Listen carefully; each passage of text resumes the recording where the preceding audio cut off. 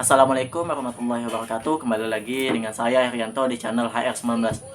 Oke teman-teman, pada video kali ini saya akan membahas tentang propeller drone ya.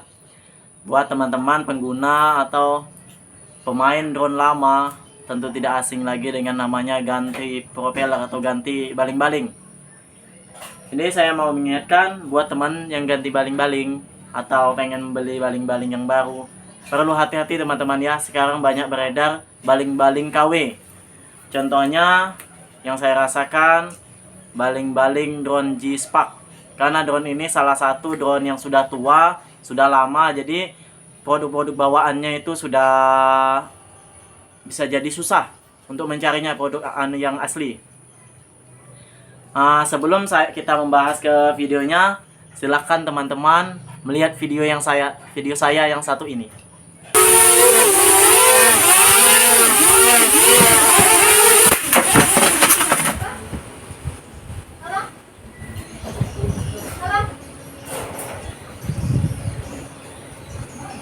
Apa?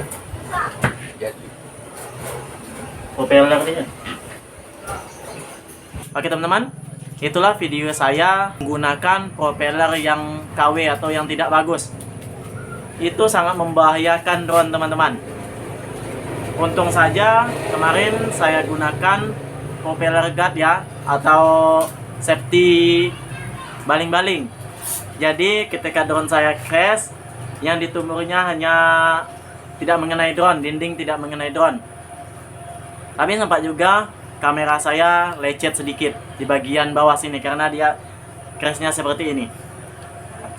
Karena ketika kita menggunakan baling-baling drone yang KW, drone tidak akan sanggup terbang.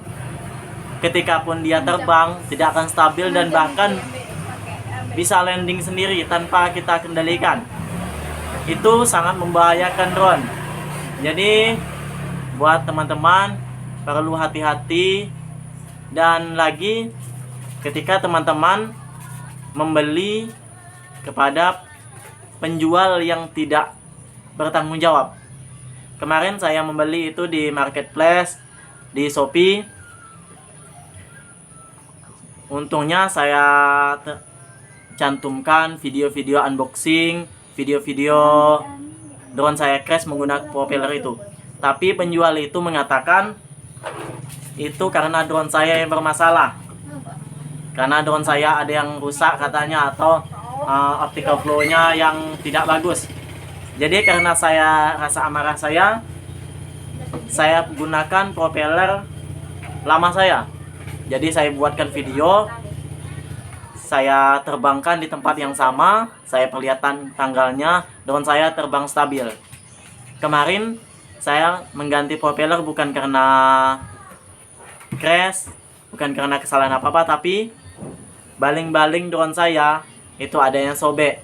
Jadi saya takut suatu saat penerbangan drone saya menggunakan propeller sobek itu akan berdampak pada penerbangan kedepannya. Jadi saya putuskan untuk mengganti propeller yang baru. Jadi penjual itu mengatakan saya membeli propeller itu karena drone saya ada kerusakan, makanya crash.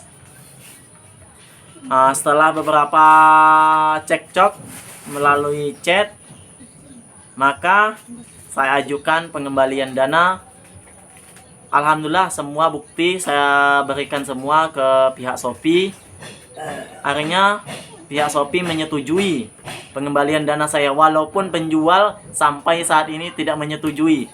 Bahkan ketika saya kembalikan sampai ke tempat penjualnya, ya karena kemarin ketika drone crash itu ada sobek sedikit. Tapi kan karena sobek di propeller baru itu, karena propeller itu tidak bagus, seharusnya penjual itu bertanggung jawab. Jadi dia tidak terima, saya kembalikan propellernya yang sobek. Dia ajukan lagi pengajuan banding, ingin mengembalikan lagi karena katanya saya kirim baling-baling bagus, tapi saya terima baling-baling yang tidak bagus. Jadi saya kirimkan juga bukti video crash drone itu, dan saya kirimkan bukti lecet di kamera drone saya. Alhamdulillah, akhirnya Shopee juga memenangkan saya di perdebatan itu. Akhirnya pengembalian dana saya sukses.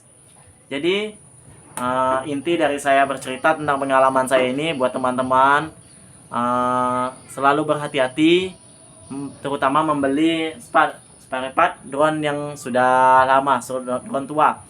Beda dengan drone-drone keluaran terbaru.